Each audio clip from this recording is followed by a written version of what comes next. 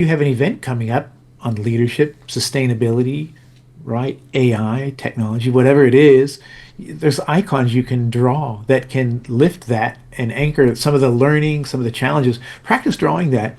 Practice then drawing it on a chart.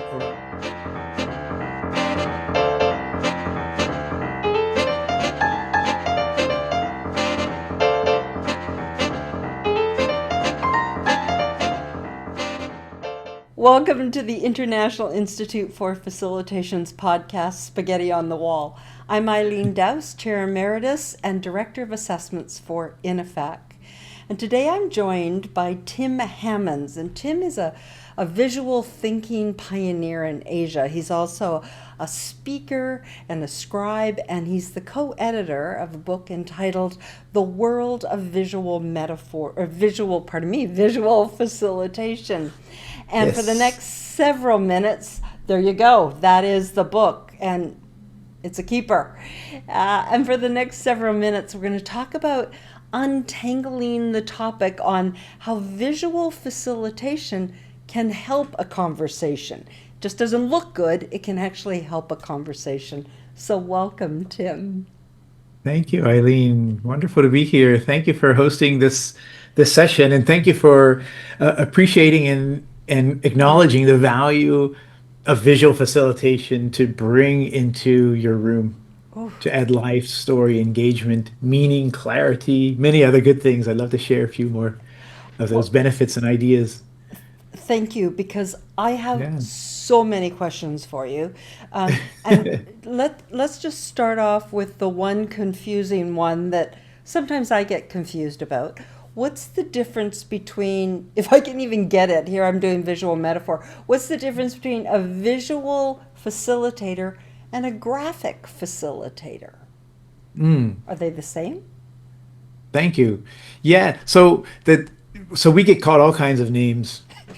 You get a lanyard, and then it has your name, and then it has a role, and sometimes they don't know what to call you. I've been called doodler, cartoonist, Oh, wow. illustrator, and so on. And I like to call the work we do, note taker, visual note taker, Mm, when we're doing the scribing, right? Or if we're doing the facilitation. So there's a number of different roles and the key roles that you mentioned. There's the distinction between graphic recorder mhm. and graphic or visual facilitator. And a recorder is the one when you're dedicated to creating a visual output, like some of the things you have that see behind me. You're just capturing that. You're the scribe, right? Which is you're more quiet. You're not so engaged with the group. Your opportunity is to capture the conversation, turn it into a visual artifact Mm, for the group. Where a visual facilitator or graphic facilitator, you're doing two roles. You're guiding the conversation. Your objective is to lead the group and to work towards certain outcomes, agreed outcomes, as a facilitator would do. But you're using the visual tools to support that process. So the difference is the output of a graphic recorder. You're focused on a clean, clear, visual representation of the output, the right. visual, from that day. And a visual facilitator, you're focused on the process. Yeah, it's not Got it. about the end result. It's the process of how we get there. And this Right. is a tool to support us. There's numbers of tools that you can use in that capacity as a visual facilitator, including visual templates that you bring into the room, live Of course. scribing, Yeah. things that you get the group to do, activities, reflection sheets, what you create in the environment, right, that supports and holds that creativity, and many other things. Yeah. Uh, Thank you. My next question, let's just say I'm asking for a friend, except the friend's me. So can anybody be a visual facilitator? Or do you have to know how to draw?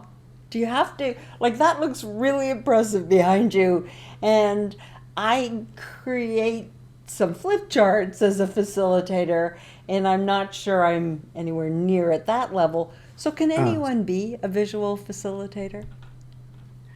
well, there's a number of skill sets, right? And my first experience, or one of my first experiences with the community of this was with an organization, the IFVP, International Forum of Visual Practitioners, had an annual conference. I went to my first one in 2011 in Honolulu, Hawaii. And so my background is graphic design, and then I was doing training for 10 years, creativity and different things. And then I kind of landed on this. And so at the conference, I met so many different, people from different roles and backgrounds, educators, you know, at, at secondary school, tertiary school, and university, and consultants, business consultants who just love doing whiteboarding and stick figures, and their skills are very different, but their intention is how can we drive more engagement? So, to that question, can anybody do it? I'd say you could if you have a certain intention that you want to create, because Yeah. we always say it's not about the drawing, it's about the idea, right? It's about what you're there to serve. You're there to serve the group towards an objective. So if you can draw a stick figure and some speech bubbles and simple arrows, you can see some examples. Yeah. That's the basic skill that you can use. You're creating a story, Yeah. right? So simple skills you can bring in, and you can add it to your skill set as a facilitator. I mean, this is what we love to do, is how do you build this toolkit? Because that can be your new superpower, is when you bring this in a room, because people are more engaged by story. Our brain loves stories and pictures, and people are more engaged by something that is iterative, meaning incomplete, imperfect, human, Yeah. human connection, Right. as opposed to slides, which is fixed, which is more logical, left brain Right. structured, right? So you bring that balance, you bring that heart and that joy into a meeting. So yes, you can, with some simple tools and the right intention and some practice and skills that you want to bring into that. Couple of thoughts come to mind after your last comment. The first one is let's go down the path of brain. So I could facilitate a meeting and the participants talk and I talk and there is PowerPoint and, like you said, logical part of the brain. What happens to the brain when you start putting visual components? Now, obviously you're in a room, there'll be visual components.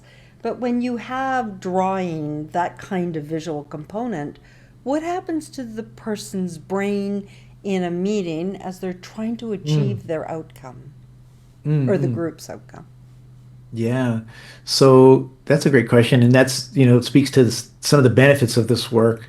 So first of all, if you're the one using it, right, putting down an idea, it helps to clarify your thinking. As a facilitator, you're designing a program, a process. You can organize that process, through a visual framework and structure to help organize that.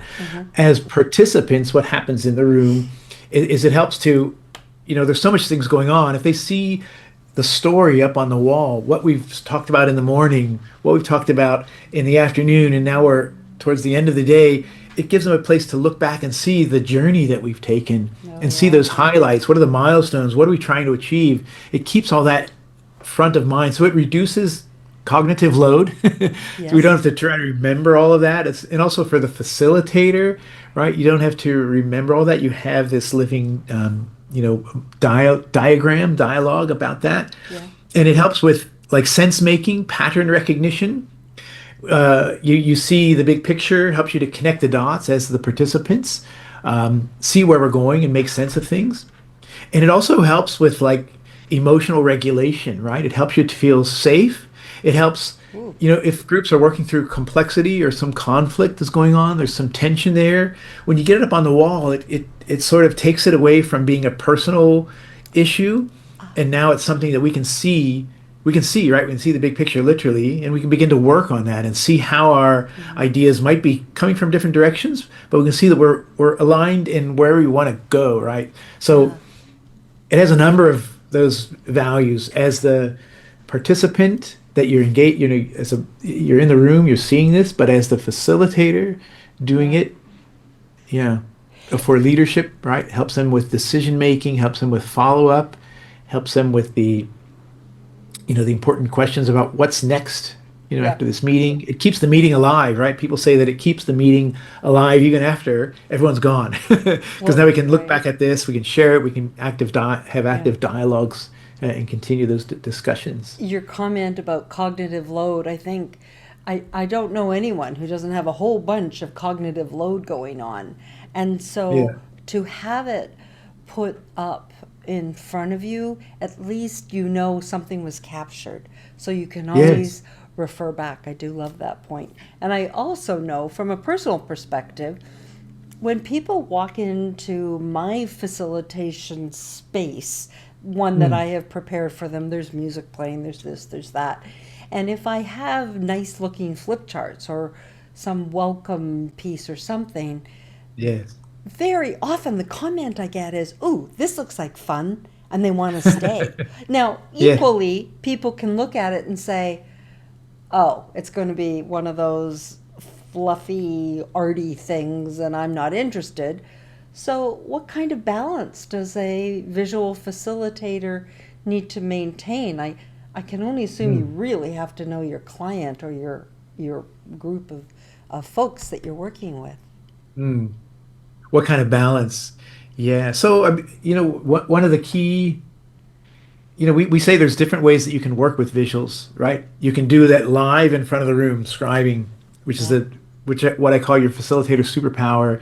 You can, put a tool in people's hands, a template like this, and you can also create tools and processes and the environment. Like you say, when people walk in, they see this big chart on the room, and it says to people, this is going to be a different kind of meeting. Hmm. And so even with like senior leaders or some more, maybe, people have an expectation for a meeting to go a certain way, right? And they might see visuals, and there might be some questions or resistance, perhaps, like, Yeah. is this Sure. serious? Or, so you've got to, so this is what we teach facilitators, is be able to talk about that from the business capacity, how this is, Yeah. the cognitive load, and seeing the big picture and the neuroscience of it, and then be able to quickly demonstrate that value. Yeah. Mm. And like having a large chart on the wall, a strategy map, for example, that says the title of the event, right? Has, maybe the objective is up on the top right corner, right? Which indicates where we're going. Like, a narrative of a landscape, a Right. journey map, for example, indicates where we're going, what's our vision, what's our target, right? People understand, oh, there's some things we're going to do here to help us get to that. So, you have that in the room, you can speak to that, and you help organize, help people to understand the value of that from a business perspective and what they're going to be doing today.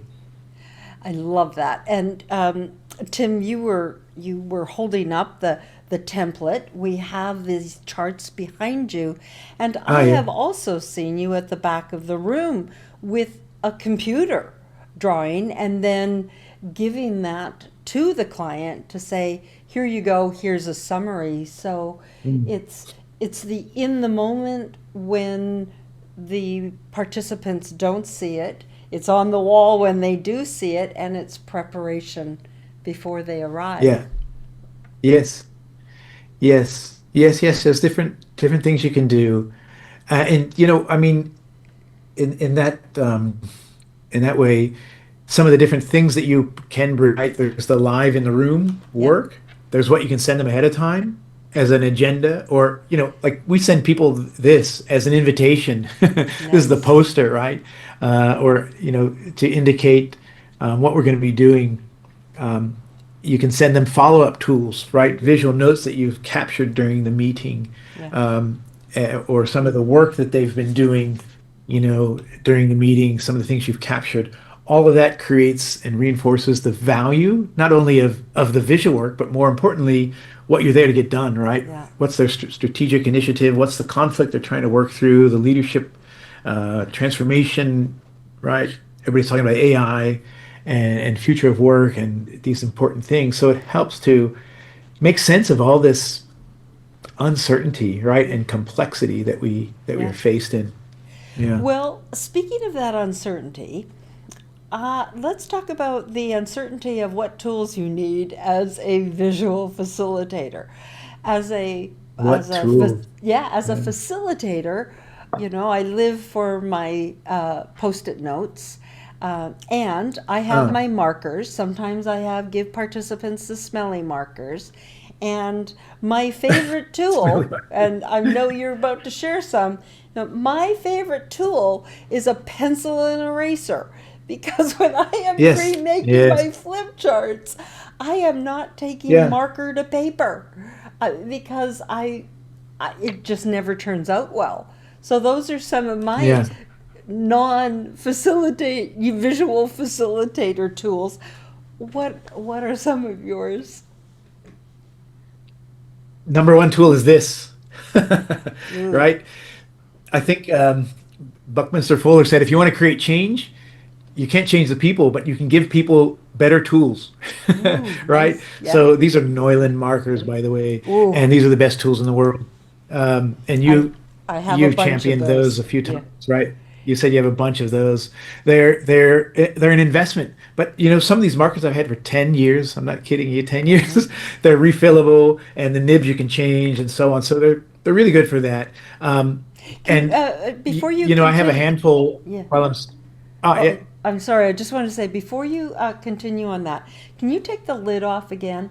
Because one of the things that I Oh, really like about Newland markers, and they are not sponsoring this podcast, is you can use a very thick marker point, but you yeah. can also you can do a thin line as not as thin, a thinner line. So it gives you that Yeah. flexibility. And then on the other end, there's a little Yeah. pinhole that you can just charge up your markers, fill them up.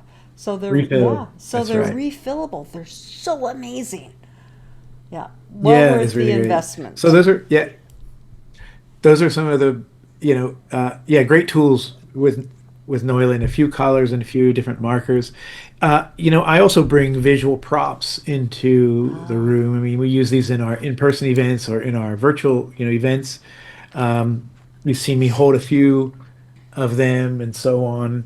Um, uh, create visuals that fill the room, that yeah, create that space, as you've mentioned.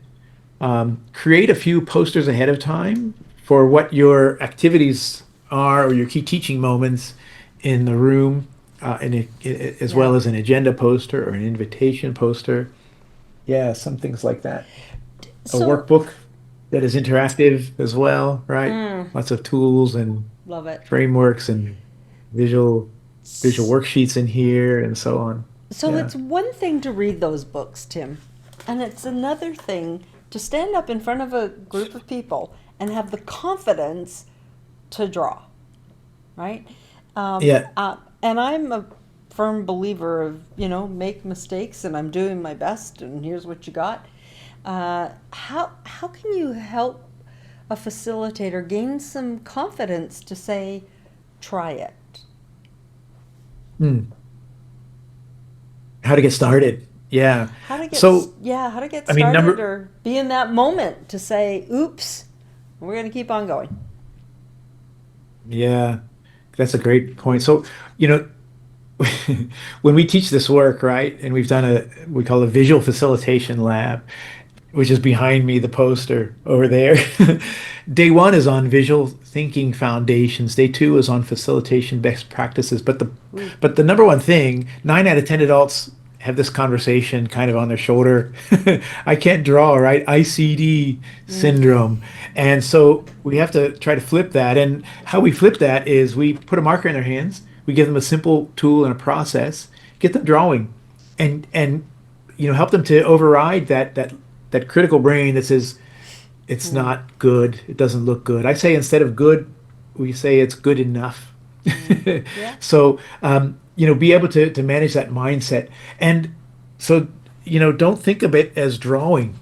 Think of it as you're clarifying. You're there in service to the group.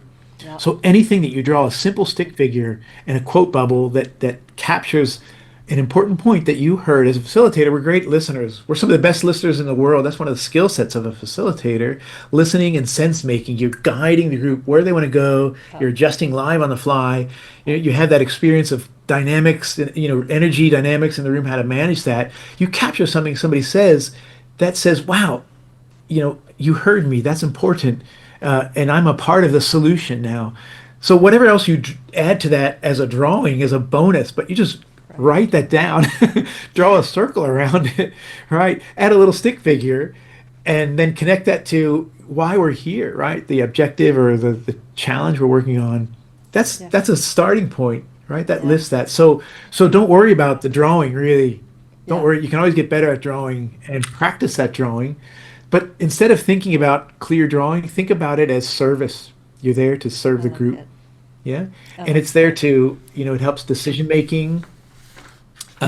Ask what does clear look like? What are we here to do? What are the objectives? And so like in terms of drawing, I say don't worry about the drawing, but focus on the listening and on the clear handwriting. Right? Because facilitate, we draw on whiteboards and on charts, and you look at, trainers, it's like, what did you write? I know this, okay, I can understand it's like doctor's handwriting. I'm making a generalization, right? But because we're trying to, we got to do it fast. But but slow down, try to capture the Yeah. words as capital letters because it gives you that smallest pause, right? To capture a little more clearly. Again, you're there in service.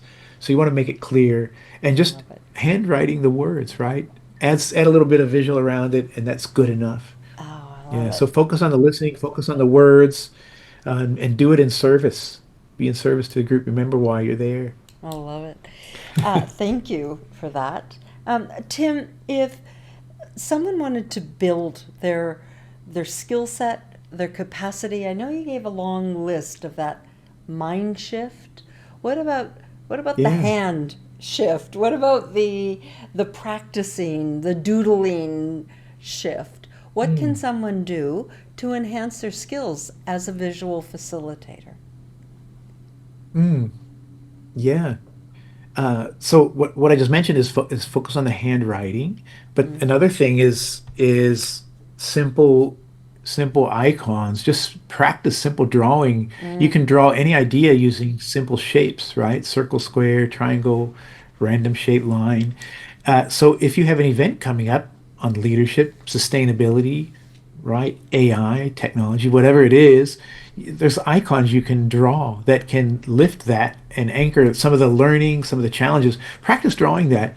Practice then drawing it on a chart or on a whiteboard large as you would in the nice, room using, nice. some of the tools that you might have or go and find those tools or create something. Um, so practice that. Practice simple shapes. Practice listening. Yeah. Yeah. And capturing what you're hearing, focus more on the listening. And then with the client, ask for accuracy. Did I capture that accurately? Right. Does it reflect, what we're doing here, the listening? You can say it's like sound bites in a way or stepping stones. Yeah. I hear one thing, I write that. Yeah. And what's the next key idea or key challenge or what has energy or resonance? Capture that. And then the next one. And then you've got 3 points and there's a trajectory, there's a path, there's a process that's emerging. Hmm. Share back with the client. Does this reflect what we're, accurately what we're doing? So, and you can also practice this with your colleagues, right? I Yes. invite people to practice this in every meeting when we do facilitation, right? I invite people go and use these tools in your next meeting or in your own team meeting in a lower stakes environment Yeah. because it will create curiosity, yeah, Yes. and ask for feedback and share it with them. And we've had many people that we've taught and gone through our programs. Now they have a new part, a new role in their involvement in the organization. They're like a Love it. visual champion. They're bringing Yeah. this into that role and creating a new culture Yeah. of creativity and innovation through the visual work. So those are some Yeah. opportunities Oh, to take awesome. on this. Awesome. One of the things that I do is I keep some scrap paper at my on my table or at my desk, and rather than think about these images, I'll take a book of graphic facilitation shapes and have it there. So Yes. I'm doodling a shape that already exists with the hope that one day Okay. it'll just be stuck in my brain to automatically do it. We'll see. We'll see. Yeah. Tim, this Yeah. has been such a delight. Thank you so much for sharing your wisdom. You and I have known each other for many, many years, have done some work together, which has been Mm, incredible. yeah. Um, and so I thank you for certainly the work you're doing and for taking your time and sharing this information with us. Thank you, Eileen. It's a pleasure and a privilege. My passion is sharing this work. And if I Mm, could just say one thing, like we learn to draw and we learn music and drawing before we learn how to speak and write. Yeah. So somewhere along the way, as an adult or in primary school, we lose that joy and passion. We decide something happens, right? We make a decision and then we focus on things that we can do right, that we don't make mistakes. Like PowerPoint is a safer tool, for ooh, yeah. facilitation than live drawing because, oh, I can Yeah. make mistakes. But one thing that I love is to reframe our relationship with this and with our creativity. And the way to do that is to put a marker in people's hands, create a safe environment, give them the tools, the confidence, the community that supports them to step into that and say, oh, it's good enough. And then that unlocks a whole new spirit around what they can do in the room, right? We have experience and wisdom as a facilitator and great tools and processes that we bring in. The visuals just helps to lift that to get our best work done. So I love reshifting that relationship, reframing that relationship with our creativity, and visual tools is the way to do that and to be in service, right? Yes. When I step into a room, like my fun thing is my fun trick, right? Is I just send love into the room. Yeah. That gets me out of my head Yeah. into my heart, Mm, and I know I prepared enough, right? And I'm yeah. there to serve the group, and that just creates a kind of a container of joy for me, Yeah. and it's an intention, right, to Yeah. serve, Yeah. and whatever I do is going to support them, right? Yeah. So that's my little trick No, no, I when I love step it. into And any room. you're speaking my Try own that. language. So Yeah. thank you very much, Yeah. Tim. All right. Thank you, Eileen. It's wonderful. Go out and try us. Yeah, be a brave doodler, Be shine a your light, brave dude. right? Ooh, I love And that one. Okay. yeah, Thanks a lot, Tim. make it happen. Thank you.